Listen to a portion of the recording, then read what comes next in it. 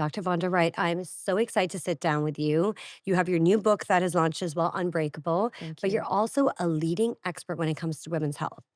And we are always trying to dig and educate our community about what women need to be know about their body, how should they should be aging, and how they should be supporting that aging process. So thank you for coming on the show. It's my real pleasure. So Vonda, what inspired you to write Unbreakable? You know, in my career as an orthopedic surgeon, I have treated, if I added them up one day, roughly 100,000 people.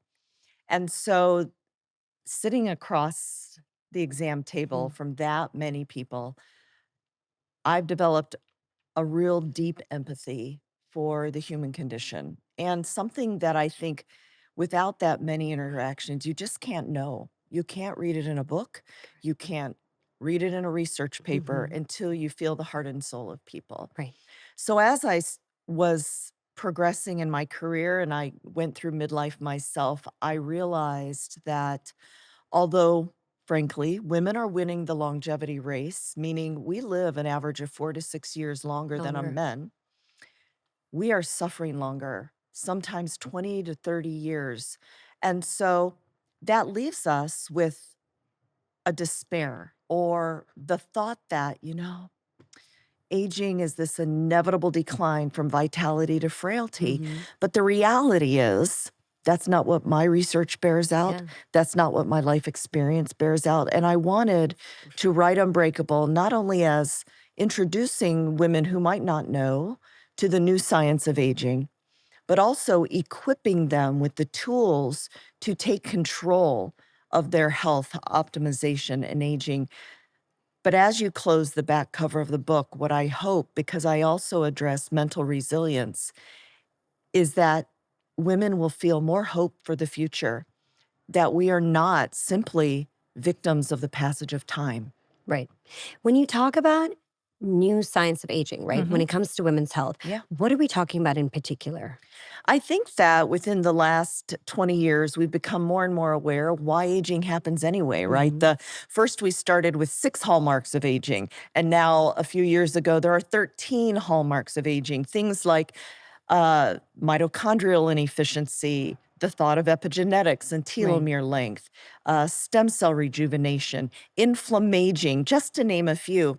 I think the average person who's concerned with their life and business and whatever else Mhm. doesn't realize that those metabolic functions, which change with time, are completely normal. What's not normal is just letting them run amok. So, the new science of aging, when I say it like that, is all the work that has been done, even to identify how aging happens. And once identified, how we can step in front of those hallmarks, which I call time bombs. And when it comes to, you also mentioned that women live longer, but they suffer longer at the same Yes, time. that's right. So women are 30% more susceptible to autoimmune disease. Mhm. Is it that we get sick more than men? Well, I think what we have to understand is the difference between men and women aging and the factors that play into that. When we're young and our organ functions and our muscle and our tendon and bone and all of Mhm. our systems reach peak capacity in our Yeah. late 20s, early 30s. Even our brain doesn't fully mature until our late 20s. Men will then plateau and then have a small 1% decline over time. Their testosterone, which is a primary anabolic driver in both men and women, but if we're talking about men, slowly declines as imperceivably until you reach really upper age. For women, we are not, as Stacy Sims says, just little men. We are Yeah. not. We are completely physiologically down to the stem cell level different. One of the reasons that is true is although we peak, just like men in our late 20s, early 30s, in terms of organ systems, we plateau for a little while, but then we will begin to experience a precipitous decline in our estrogen. When that happens, because estrogen receptors, they're like little baskets on the surface of Right. cells, are no longer filled with this primary ligand, um, we age faster. Not only things that women are used to talking about, brain fog, night sweats, hot flashes, but we have changes in our brain, changes in our heart, muscle, bone, which rapidly cause aging in Mhm. women in a different way. And when it comes to all our listeners, and they might be in their 20s, 30s, or 40s, because that's primarily our audience, Yes.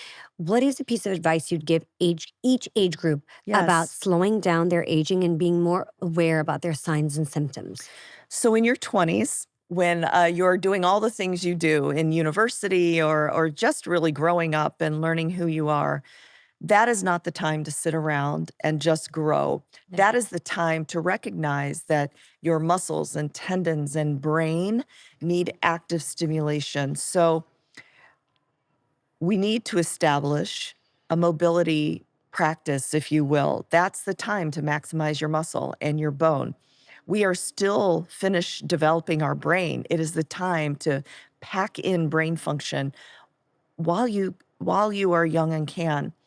Um, Interestingly, from a musculoskeletal perspective, one of the things that older women die of, frankly, at a high rate, are fractures. Yes. We peak out our bone density in our late 20s. So if I were 20 again, I would be jumping around, doing impact exercise. Wow. I would be feeding my brain, my bones, and my muscle with a diet that is anti-inflammatory and high in protein.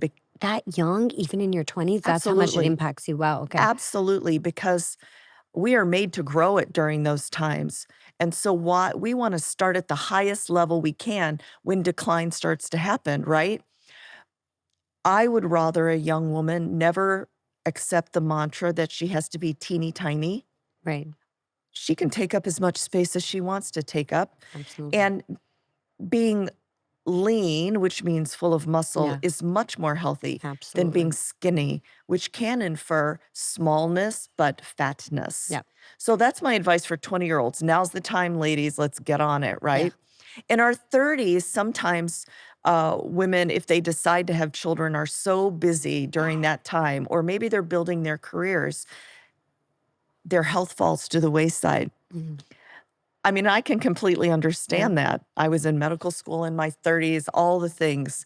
And so in our 30s, it is still a time, if we didn't adopt all these standards in our 20s, Mhm. to make sure we're eating enough protein, getting enough calcium Right. in our diet to build bone, establishing the standards of not just doing cardio as an exercise group, but if you've never started before, starting to lift Mhm. weights and build muscle. Because here's what happens.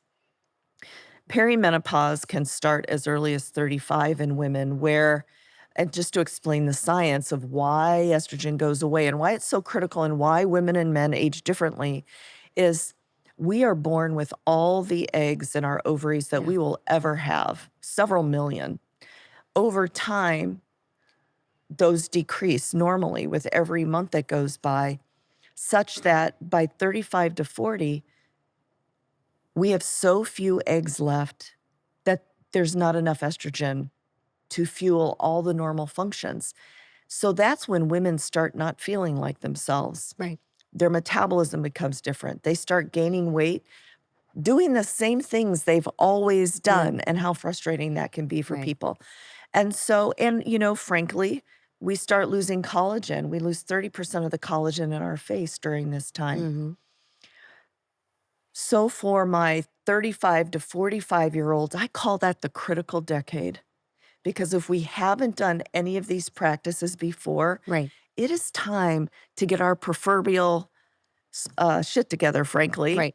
It is time, because what's going to happen as estrogen walks out the door is everything changes. The brain is covered in estrogen receptors, and without estrogen, the work of Robbie Brinton and Lisa Mosconi shows that the brain starves.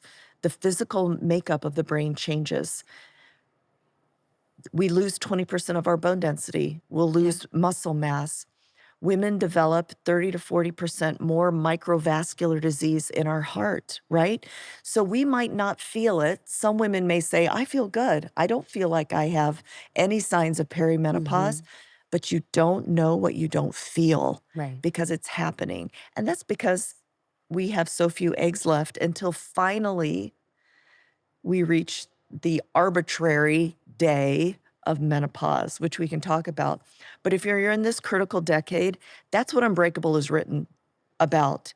Because if you just sit by and let these things happen, you can course correct in the future, but it's Mhm. harder. Yeah, of course. I would prefer to prevent my brain from going Mhm. down a Aging, yeah. going south, if you will, which doesn't have to happen. I would prefer to prevent heart disease, muscle loss, bone loss. Does that make sense? We can get in front of this, but only if we know.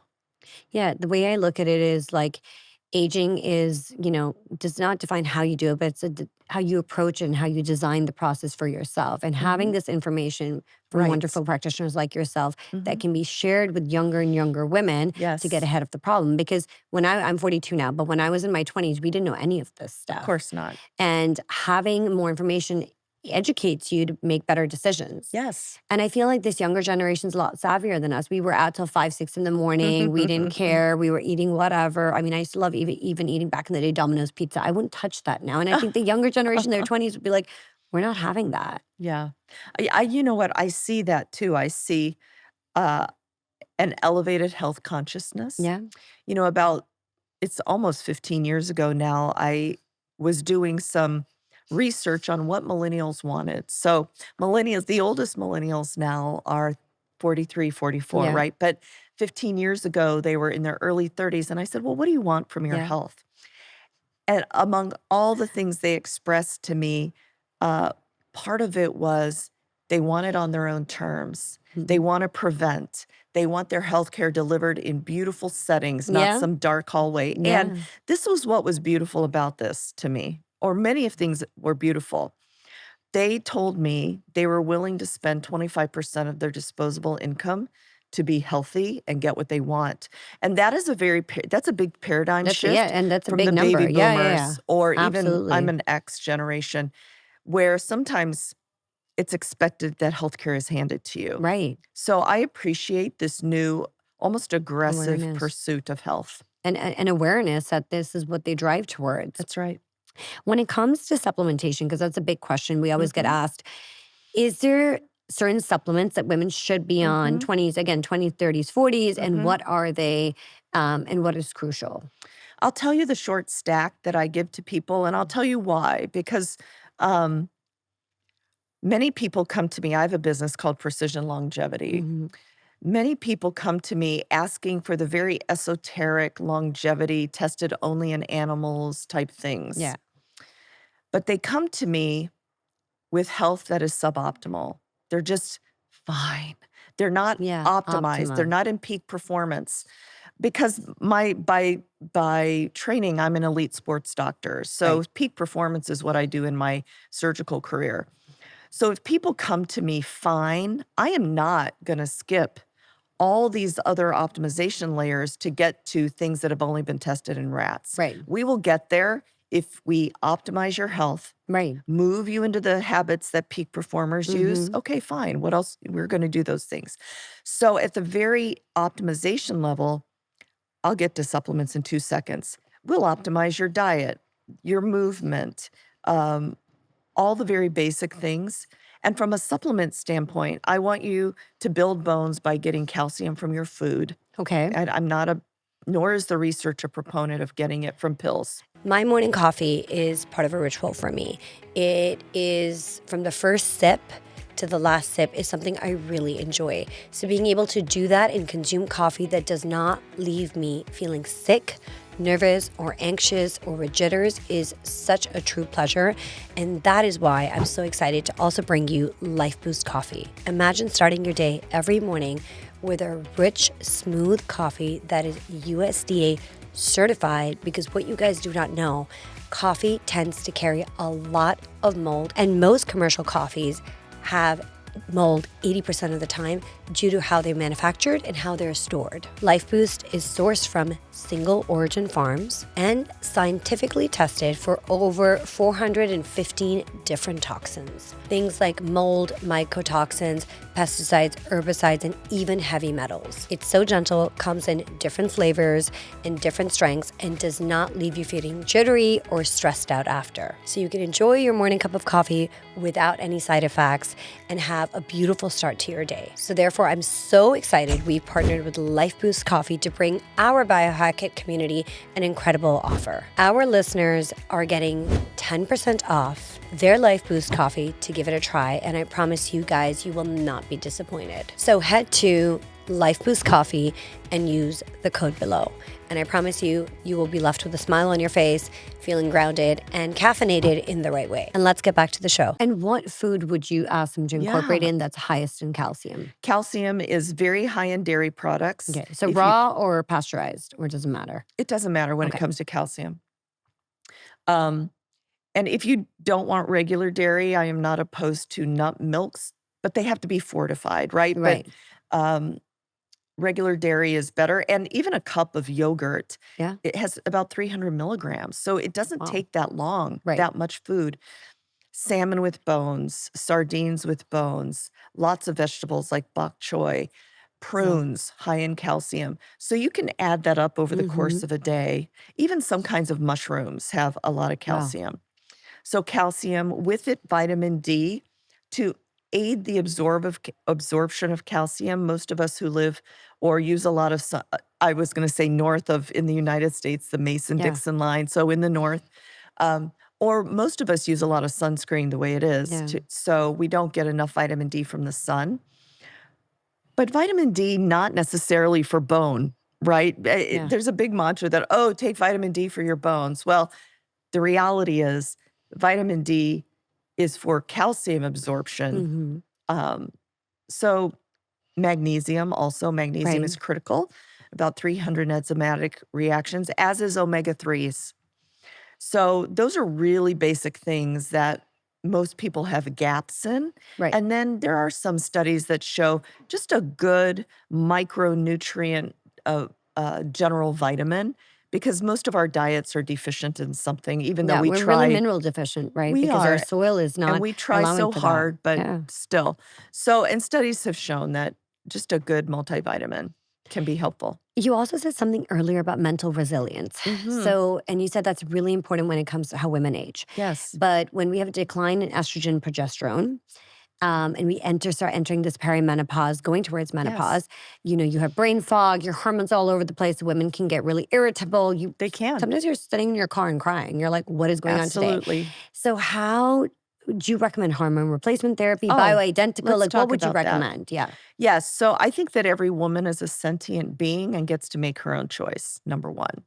But number two is, if I know I can prevent my brain from starving, my heart from having 40% more heart disease, losing 20% of my bone density, losing my muscle, I am going to consider hormone replacement. So there are multiple ways, and I'm just going to run through the list.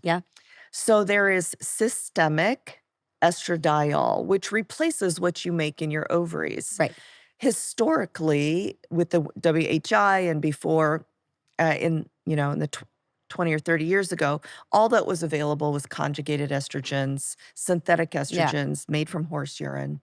Now we have bioidentical, which is, bioidentical is really a marketing word, but what it means is the molecule you get is estradiol. It's estradiol whether it's made in a lab or whether your body makes it, same molecule. We recommend estradiol, bioidentical. And I personally, sometimes pills are still good for women, but most women that I am involved in their care, I'm recommending transdermal estradiol. With that, if you have a uterus, you must have micronized progesterone, which is, again, the same kind your body makes. There are synthetic progestins, but that is to protect your uterus from overgrowth of the lining. You must have it. Now, even without a uterus, you can take progesterone for a variety of reasons. But so estradiol, progesterone, once a woman has adjusted to those two, I love testosterone for women. It Mhm. is not just for libido, it is critical for a variety of other body functions.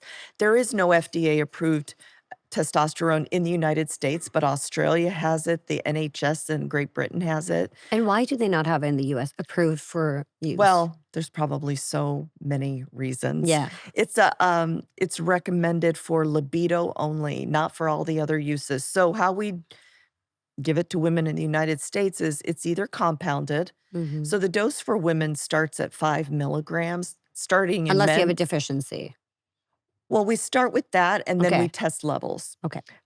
because we don't want to overshoot. Yeah, of course. Um, unless a woman wants to transition, we don't want to overshoot. And that's why, in general, we recommend creams, compounded creams, Okay.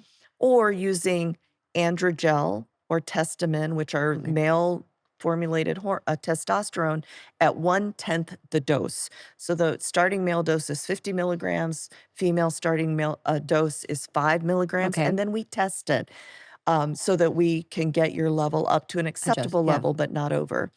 So, what that does for me and many of the women I treat, it increases energy levels, it helps with bone and muscle, it does increase libido, but that's not all, right? So, uh, every single woman, no matter if they've had breast cancer or any other the history, should consider vaginal estrogen, not only for the physical tissue absorption, but also to prevent chronic bladder infections, which kill 30% of women. And why not orally? Why vaginally versus orally? Vaginally works both. It's not one or the other, Okay. it's both. Vaginal works locally, Okay. right? To to without vaginal estrogen, women can resorb their labia minora, and so we lose actual tissue in our perineum. So vaginal estrogen prevents that. It helps treat uh, pelvic floor prolapse and Okay. incontinence. It helps treat chronic urinary tract infections, which 30% of women can die from that, Wow. all from something that is safe for Everybody. everyone. And plus, I'll just say this on your podcast. I'm the orthopod that says this. In perimenopause, when you start developing vaginal atrophy due to loss of localized estrogen, sex will feel like razor blades. And so it is hard to maintain a marriage where there's no understanding that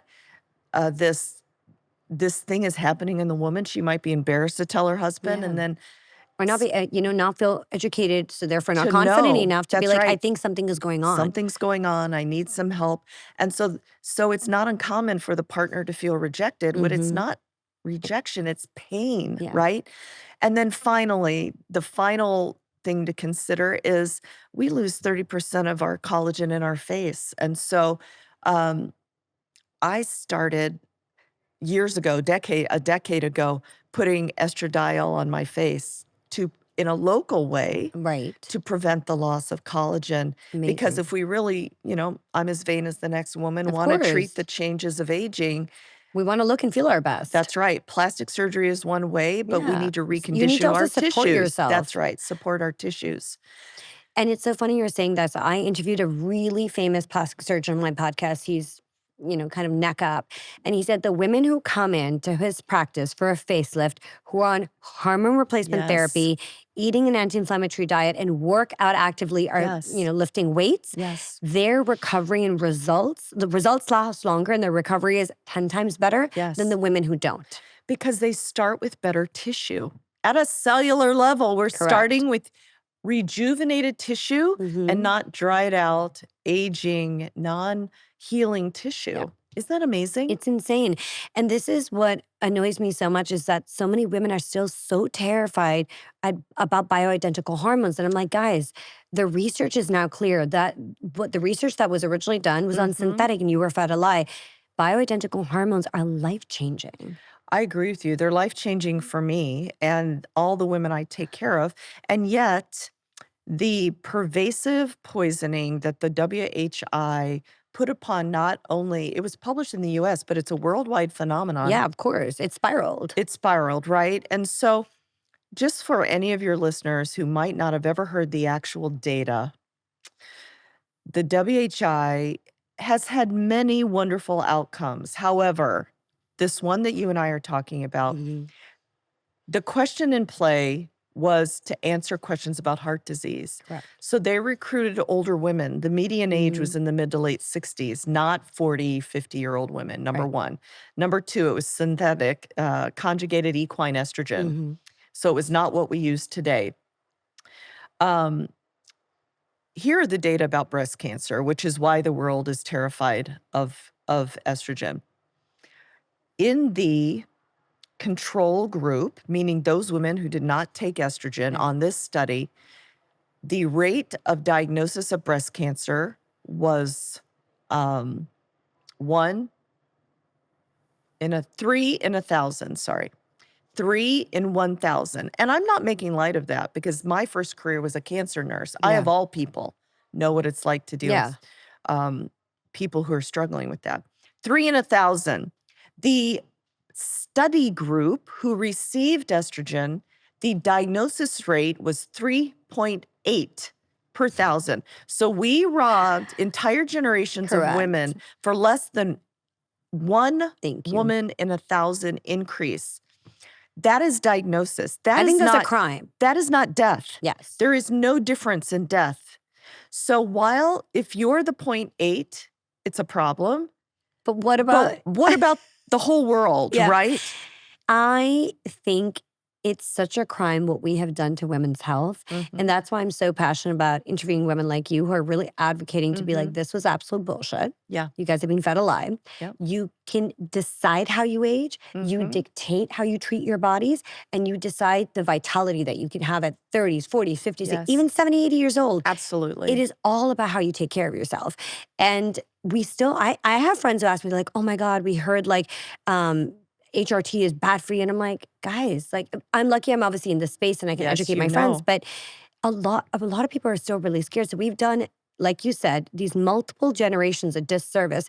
And then we've broken up marriages. We've robbed Oh, people of having kids later in life because if absolutely. you're proper hormones, you can have kids in your 40s even. And so it's this lack of education. And it's also the lack of funding that women's initiatives have That's right.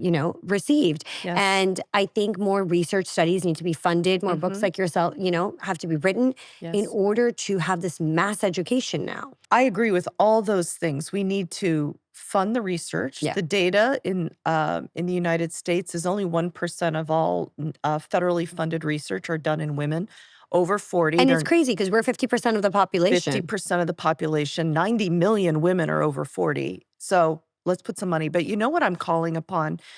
This is a wonderful time to be a woman, not Mhm. for many reasons, but also because we're experiencing the great wealth transfer where whether we Correct. make the money, inherit the money, we are controlling Correct. the commerce right now. Well, I have started saying things like, well, you know what, we can't rely on federal funding for research. Of course not. So let's call upon the successful women who have means To to come establish together. funds Mhm. to do it. Yeah. Melinda Gates just announced another $100 million Yeah. to study women's health. And that is the kind of taking issues into our own hands, Mhm. number one. Number two, I think that women are smart and savvy. Why would you stop at no because somebody says to you, oh, Correct. you're just getting old? Yeah. Or if your child was sick Mhm. and somebody's like, oh, they're just sick, let them, Yeah. you would never stop like that. But yet I think sometimes women are just so used to be told no that we just accept it. And I Correct. reject that. Yeah. Yeah, we solve all the All the problems. problems, and we're much more resilient than men. And I'm not just saying that. If you are taking protein powder, you definitely need to hear this. The Clean Label Project tested 160 different proteins from different vendors and brands across the US. And you're going to be shocked at the discovery that they made. Nearly half of the top selling proteins in the US tested high for lead. And if you're somebody who consumes protein powders daily, this is something you have to be concerned about. And to make matters worse, most brands do not value transparency and will not reveal their test data online. And I want my community like myself, to always make an informed choice of what they want to be exposed to and how they consume their daily protein. And that is why I love Puri. I also sat down with the founder and had a full, honest, transparent conversation with him about how they source, how they educate their consumer, and also what their products offer on the market, which sets them apart. Their Puri PW1 protein tastes absolutely exceptional, and you know you're not getting the gunk of heavy metals in it to start your morning with. And that is why I absolutely love Puri's PW1 whey protein, and that is how I choose to start my day every morning. Every single batch is third-party tested by the Clean Label Project, and no product is ever sold unless it passes these tests. And Puri is one of the only brands in the US that has the Clean Label product certification on their products. And that is only possible because they make all their third-party testing completely transparently available to the consumer through a QR code where you can track the exact journey of the batch of product that you're purchasing. So you guys can see for yourself exactly how clean the PW1 that you're consuming in the morning is. Every single serving gives you 21 grams of minimally processed, high quality, bioavailable protein. It comes from pasture raised cows, no GMOs, no hormones, no herbicides, no pesticides, and definitely no heavy metals. So this means I can start my day with confidence knowing I'm having something super clean to support my skeletal muscle mass. My personal favorite flavor is the berberine vanilla, no artificial flavors and no funky aftertaste. So make sure your daily protein powder is not hiding any nasty chemicals and they're not being open and transparent with you. So if you want something clean, delicious, and bioavailable with transparency, go now to get this amazing discount, PURI.com, Puri.com/biohackit. Switch over to Puri's PW1 protein and you can thank me later. The other thing that you will see, and I read this research paper that said women in their 40s start taking, I think it's 40% more SSRIs. And so they're going to Yes. psychiatrists and psychologists and they're like, hey, you're depressed or whatever, here's an SSRI. These doctors are not trained to look at the deficiencies, the nutrients in these women's bodies, and to understand hormonal health. Mhm. They don't need SSRIs a lot of the time. They need Mhm. hormone replacement therapy. Mhm. And because the medical field is so disheveled, there's no coherency It's between the different departments, fragmented. it's Mhm. fragmented. A lot of these people are putting women on SSRIs that then damage the microbiome health, and Mm. SSRIs have their own health issues that come up. Yes. All these women sometimes need is support, education, and hormones. Yes. We're in the same camp. I believe that if we're really looking at root cause, then let's look at the root Yeah, cause for why women age different from men, and it's right. estrogen deficiency. And if a woman decides that they don't want to go that route, well, just doing transdermal estrogen alone will not Will solve all help, your yeah. problems. But You it'll need definitely to help. build the Yeah, lifestyle correct. to go with the hormones. Hmm. Um, Women just need to act Yeah. like that and take up a little space. And advocate for yourself. Mhm. How much just stress, because when we look at women in their 30s and 40s, they're building their careers. Now women are having kids later, so Yeah, there's, having kids at a later age. yeah. Sometimes they're not feeling the support at home. How much does stress impact female hormones? Well, chronic inflammation is a normal process. It's Hmm. supposed to rise And and then then go drop. away. It does not in normal society. Yeah. And so the effects of the chronic inflammation, which acts at a cellular level, which can increase aging, affects hormones like that. Mhm. It can increase Right. the rate of aging. Right. Yeah. And I want to also talk about trauma for a second. Oh. How much does trauma affect your hormones, and especially as you age? Well, I love that you asked me that because I've been thinking about my own career and the Hmm. trauma that I've seen both as a surgeon and as a woman. And I don't know that there are studies that correlate mental trauma with estrogen levels, Hmm. but psychological stress and toxins is not just in our brain, it's everywhere. I'm going to give you an example. I have examples throughout my medical career, and I'm sure there are examples for people in non-medical Hmm. careers, but I have seen terrible things. People die in terrible ways from accidents and Yeah. disease, and we just treat those people in the hospital, and then I just go home like nothing ever happened.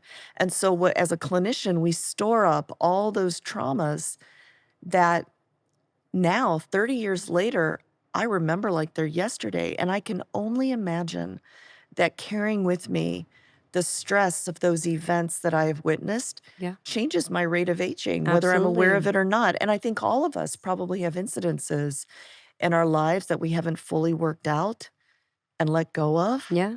So that might be very interesting. I don't know how to do that study, but it would be interesting. So I'm going to share a little personal story with you. Yes.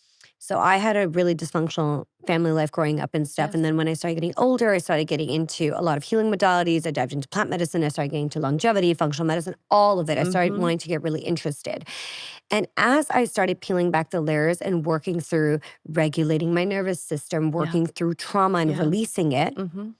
friends meet me now who've Mhm. been friends with me for like, let's say 25 years, and they say, you look younger. And I said, of course, I have more fat in my face. I've worked on that. Yeah. I started taking hormone replacement therapy, Yes. but I also have shed layers and I feel lighter. That's amazing. And that for me is slowing down the aging process. Yeah. You psychologically feel lighter from letting all that go. Right. Yeah. And then when it comes to stress, I think women are going around having to balance everything. They're like, I need to be a mom, I need to be a wife. And women have additional pressure because we have to look a certain way, we have to act a Mm. certain way. I literally laugh at male podcasters. They can be in the same black t-shirt, no one's gonna care. You know what? I am so glad you said that, as today at this conference, I'm thinking, what am I gonna wear on stage? Then thinking, Right? the guys that just went ahead of me are in a gray t-shirt. And they will no- stay in the gray t-shirt for the next 3 20 days. conferences. Yes. Isn't that interesting, the expectations we put on women? Because I Absolutely. am here, as you are, Yeah. because I am really smart. Correct. But there's this other thing that We have to we have push to harder to prove Mhm. ourselves. And there are data. Casey, I forget her name. She's an entrepreneur. Yeah. She cites the study all the time that women who dress and wear makeup make more money. What's that about? Yeah. My brain is under here the whole time. Correct. You've gotten me started on something because And it bugs me so much. It's the same Mhm. thing. You see female doctors Mhm. and MDs Mhm. who have to work harder to gain followers online than a male who's not even specialized in that field. But for some reason, we are programmed to think men actually know better. And Oh my that's why a lot gosh. of the longevity space I know. is dominated by bro culture. I am just thinking about it because the women that are here You guys, speaking yeah. from stage, we are all credentialed with And multiple degrees. much more. I have 4 more degrees. MDs. Yeah. And 22 years of formal education, Correct. and I've seen 100,000 patients, and I am on the same stage, bless their hearts, of people with I don't even know if they have a degree, which doesn't mean that I know more, but I shouldn't have to work so But you have hard. clinical research, and it's I crazy. know. So I'm if gonna you get look, kicked off this stage now that I've we're- said it out I know. loud. No, but I will tell you, it just fascinates me, right? Because I Yeah. experienced it as well. Well, you're And in business. I'm in It business, and it I must have be to the be same like thing. 100. And if as a woman, I'm a CEO, I'm a founder of 2 companies, I am a little bit dominant. They're like, oh, you just have really masculine energy. I was like, you wouldn't say that to a man, would you? I'm just trying to get from point A to point B. Why is it when I say it, I have masculine energy when this is how you operate in business? Well, and is it masculine energy, or is this just a woman getting things done? And efficiencies. Maybe this is female energy. And I will encourage the women who are listening to this podcast, before you take advice on your health from a man who is never going to experience perimenopause, never going to go through it, does not know because you can't fully empathize with something you can't experience. Yeah. Please support the female MDs out there putting out content like Dr. Vonda Wright, Sarah Gottfried. Go after these women because they are going, living, eating, breathing the space because they're Yeah. experiencing it, right? And it really boggles me because you guys have proper certification, you guys have went to school for this, but sometimes, male influencers come around and they're on stage with you guys and I'm like, this person's not even certified to talk about this, qualified, sorry. But it really bugs me. It's because we are trained Yes, to we are think men trained. That's know right. Better. best. And I'm not saying I'm not a feminist by any means, shape, or form at all. But I do think when it comes to our health, how we age, Yeah. how we take care of ourselves, we have to look towards women. We have to I agree with that. There is so much value. I would not understand with the deep empathy had I not hit a wall at 47 and thought I was gonna die. Correct. I might have been the same as people who were born without ovaries until I experienced it myself. Yeah. And now it is my goal that Millennial women like you, I have 4 30-year-old daughters and a 17-year-old daughter. They will never experience the what can be very bad in midlife Correct. Because because you're gonna help them. we are gonna by the time they get Mhm. there, everybody's gonna know what perimenopause is. They're gonna have made their hormone decision. They're gonna Right. know where to get it. They're gonna be able to prevent the hitting of the wall that many X Have generations had to and experience and all of the baby suffer. boomers have suffered. 3 tips that you would leave our audience listening with today to Number make them 1. unbreakable. Yes. Number 1, if you have 30 minutes in your day and only 30 minutes in your day, you are going to learn to lift weights and you're going to not be afraid to progress to Right. lifting heavy to build muscle, number 1. Number 2, I hope that you're walking a lot, but if we want to recompose our body to lean, not skinny, to Correct. lean, we're gonna take tip number 1, we're gonna lift, but we're gonna add some sprinting. That is amazing for Wow, cardiovascular okay. health. And number 3, it may not sound like a tip, but I think it is the only thing that matters to do first, is to believe that you are worth the daily investment in your health, because if you don't believe you're worth it, then nothing else will matter. That is such a beautiful way to leave our audience because I think so many women don't put themselves first. That's right. And I always say strength is sexy. External strength, mental Yes, resilience, emotional strength. You have to advocate for yourself and figure out times and pockets in your day to put yourself first. absolutely. Thank you so much, Dr. Vonda Wright, for coming on my podcast. I always say that science is for everybody, but I want to have practitioners like yourself who I admire and respect break it Mm, down into tools the audience can use and take away. thank you so much for Thank having you. me. Thank you for tuning in to Biohack It. If you've enjoyed today's episode, please don't forget to subscribe, rate, and leave a short review. It really helps us reach more listeners just like you. Follow us on Instagram at biohack-it for exclusive content and the latest updates. Remember, your health is in your hand and curiosity heals.